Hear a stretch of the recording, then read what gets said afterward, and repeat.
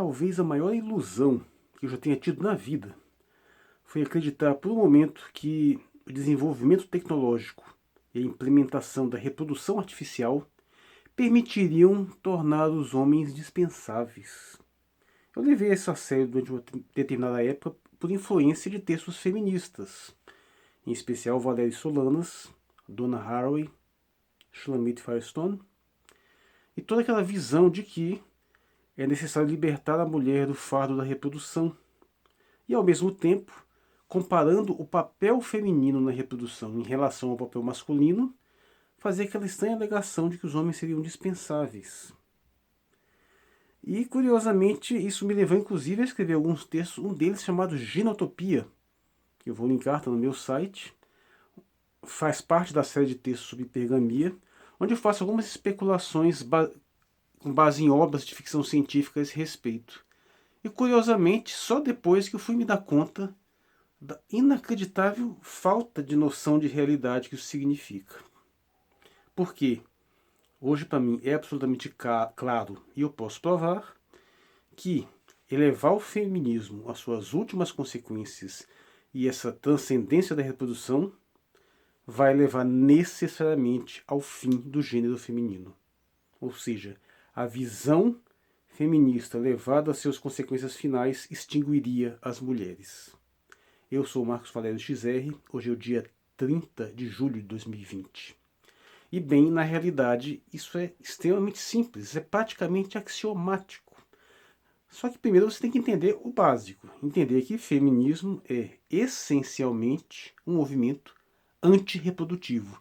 Ele não faz nenhum sentido sem essa percepção.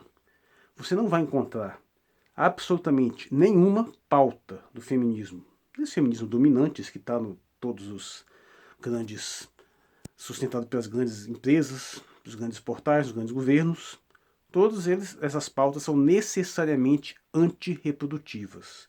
Elas têm uma consequência direta antirreprodutiva ou indireta, tornando mais difíceis as suas condições reprodutivas. Isso é óbvio porque ataca todos os elementos necessários para a reprodução, a começar pelo impulso sexual masculino, que vai a tentativa de fazer a corte, que é classificado como assédio, a objetificação, toda a tentativa de relação vai dificultar a própria situação de ter filhos, colocando obrigações profissionais que vão tornar mais difíceis, vai encarecendo todo o processo de criação, e fomento ao aborto, e uma série de fatores. Isso deveria ser autoevidente, até pelo simples fato de que os principais financiadores do feminismo desde a década de 60 sempre foram pessoas que estiveram preocupadas com o excesso populacional, pauta da qual eu também compartilho. Eu também sou muito preocupado com isso, inclusive eu não sou contrário de forma alguma a iniciativas de contenção do crescimento populacional no sentido de crescimento demográfico sustentável. O que eu questiono é o modo como isso foi feito.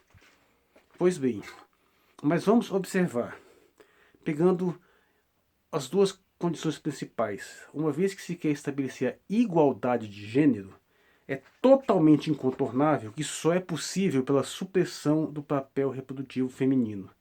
Porque o homem pode fazer absolutamente qualquer coisa que as mulheres fazem, exceto engravidar, gestar e amamentar, óbvio. Portanto, de todas as atividades que concebíveis humanamente, a única que está completamente fechada aos homens é a reprodutiva. Os homens constroem embarcações, navegam para outros continentes, erguem ali toda a estrutura da civilização, faz tudo. Eles podem fazer, como os quartéis demonstram, eles podem fazer toda essa questão doméstica, podem fazer toda essa manutenção, toda a preparação de alimentos, etc. e tudo. Mas reproduzir não tem jeito. Eles precisam de mulheres para isso, a espécie precisa de mulheres. Então, para que as mulheres estejam realmente, se tornem iguais ao homem, obviamente não sendo possível fazer o homem se reproduzir, então você tem que suprimir o papel reprodutivo feminino. Simples assim. Por isso, todo esse incentivo às carreiras profissionais, toda essa exigência de uma igualdade, não de opções e oportunidades, mas uma igualdade de resultados. Aquelas feministas que exigem que não apenas as mulheres tenham as mesmas oportunidades que os homens, não, mas que elas querem que elas fiquem iguais em todos os graus de representação. O suprassumo disso foi obtido aconteceu na Suécia, por exemplo, que a Suécia foi quem desenvolveu o sistema mais sofisticado em termos de equalidade de oportunidades parentais, onde a licença paternidade/maternidade é dada para o casal. E o casal divide essa licença de 2 anos do jeito que ele quiser. Se cada um quiser pegar 1 ano, beleza. Se o homem quiser ficar com 1 ano e meio, a mulher com 6 meses, beleza. Se a mulher quiser pegar os 2 anos, todo beleza. Eu acho que isso chegou ao paraíso em termos de oportunidades, né? Mas não. As feministas acham ruim porque as mulheres não estão pegando igual. Na maioria das vezes elas pegam a licença toda para eles, de comum acordo com o casal. E para isso não tá sofisticado. Eles querem que fique igual. Sabe que evidentemente não tem jeito. Então tem toda essa dinâmica de insistir nos papéis, na supressão dos papéis reprodutivos. Como disse a Valéria Solanas, né? Instituição da automação reprodutiva, reprodução automatizada e eliminação do gênero masculino, conforme ela disse. Mas vamos ver, é possível que a reprodução artificial se torne uma realidade. Não podemos negar essa possibilidade. Talvez inventes artificiais, o que tornaria dispensável justamente a parte mais crucial, e todo o restante, até mesmo a amamentação pode ser substituída, como comumente é, por mamadeiras ou formas artificiais. O que não foi possível até agora é a gestação, mas ela pode vir a ser. Então imagine uma sociedade, uma civilização com reprodução artificial. Primeira pergunta. Se a reprodução artificial se tornar dominante ou pior, se tornar total, para que ainda teríamos mulheres? Para que termos seres humanos com útero, ovário, vagina, todo um sistema reprodutivo cujo objetivo é gestar, parir, bebês e amamentá-los? Se isso vai estar um dia automatizado.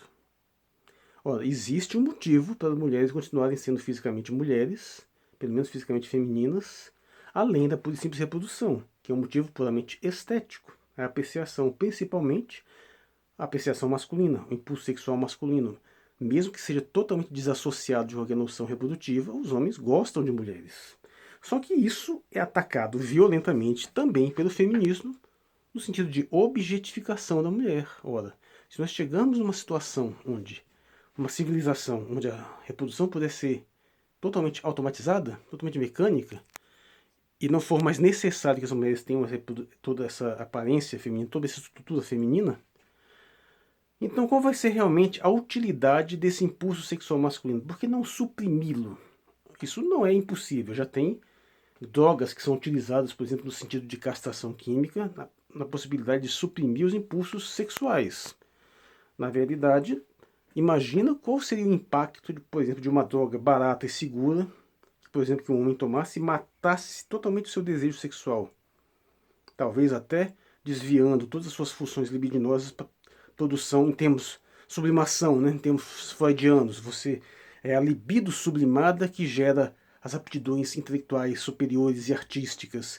Ou seja, todas as coisas que você produz é exatamente quando você suprime ou sublima essa libido. Imagina isso, uma droga que o indivíduo, ao tomar, não só ele perde o interesse em mulheres, em sexo em geral, se for homossexual também perde o interesse em homens, e não só isso, ainda consegue canalizar isso para suas aptidões artísticas, esportivas, intelectuais. Eu diria que muita gente ia tomar isso. Numa civilização mais sofisticada, nós estaríamos flertando com a abolição total do impulso sexual. Uma sociedade de automação da reprodução, sem a necessidade do papel feminino na reprodução e sem a necessidade do impulso sexual, da satisfação sexual, não haveria então a necessidade de mulheres. Para que você ter quadris largos, aqueles quadris, aquelas proporções de cintura e quadril maravilhosas que todo homem que se preze adora, vocês não vão servir para o encargo de uma gestação. Porque para efeitos de desempenho físico puro e simples, aquilo lá não tem serventia nenhuma. Observa uma ginasta olímpica, como é que ela fica, sem quadril. Até uma atleta de grande desempenho. Para que seios, se eles não vão servir para aumentar, nem vão ter função sensual? Não teria utilidade nenhuma. Então, mesmo que ainda existissem mulheres, entre aspas, sem ter o seu sistema reprodutivo, elas seriam homens, em termos de aparência.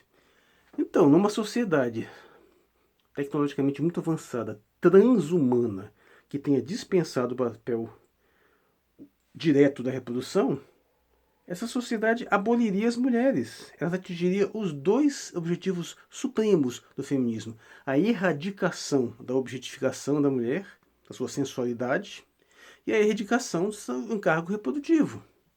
Não teria mulheres. O objetivo final seria esse, não faria sentido você ter qualquer coisa que ainda merecesse ser chamado de mulher, porque não vai ter absolutamente nada das suas funções físicas a esse respeito, e nem das suas funções tradicionalmente femininas que são voltadas para isso. Ou seja, seria uma sociedade transhumana, talvez não humana, automatizada, robotizada, e levando às consequências finais esses objetivos primordiais do feminismo. Daí não é de se espantar que o feminismo seja essencialmente antifeminino, que foi a minha primeira perplexidade no assunto. O que me levou a me aproximar do feminismo, isso 10, 15 anos atrás, foi que eu pensava que se tratasse de uma afirmação dos valores da feminilidade. Ao contrário, é a negação da feminilidade. E essa reflexão, pura e simples, demonstra isso com facilidade. Claro, vão dizer que na verdade não é isso, porque os objetivos não são esses, mas é uma questão de você ler a literatura feminista básica. E não é Simone de Beauvoir, não, é Kate Millett, é Shulamit Firestone, é Andrea Dworkin. Isso é auto-evidente. Claro, como o feminismo assumiu uma postura assim muito mais disfarçada, muito mais estratégica para não parecer isso, então ele consegue se furtar um pouco dessa discussão. Mas se você for direcionar nesse sentido, principalmente nessas ideias de supressão da família, até esse projeto que remete lá desde Platão, numa sociedade futura, esse admirável mundo novo ruxeliano, o resultado final seria uma população onde todos os seres humanos seriam, para todos os efeitos práticos, homens. Sendo sincero, também não seria necessário ter pênis, né? Ou pelo menos poderia ser muito mais atrofiado, seriam seres um gênero só, mas com todas as aparências, funções e características todas que são tradicionalmente associados ao gênero masculino. Em suma, para qualquer efeito prático, a extinção das mulheres. Pessoalmente, eu não creio que isso seja possível, mas é uma coisa a se refletir, e muito menos desejável, mas deve se refletir sobre isso, num cenário de ficção científica. Porque, afinal, se você observa isso, você compreende melhor até a essência do feminismo. E feminismo é a ideia radical de que as mulheres são homens. Eu sou o Marcos Valério XR. Hoje é o dia 30 de julho de 2020. Obrigado por sua atenção.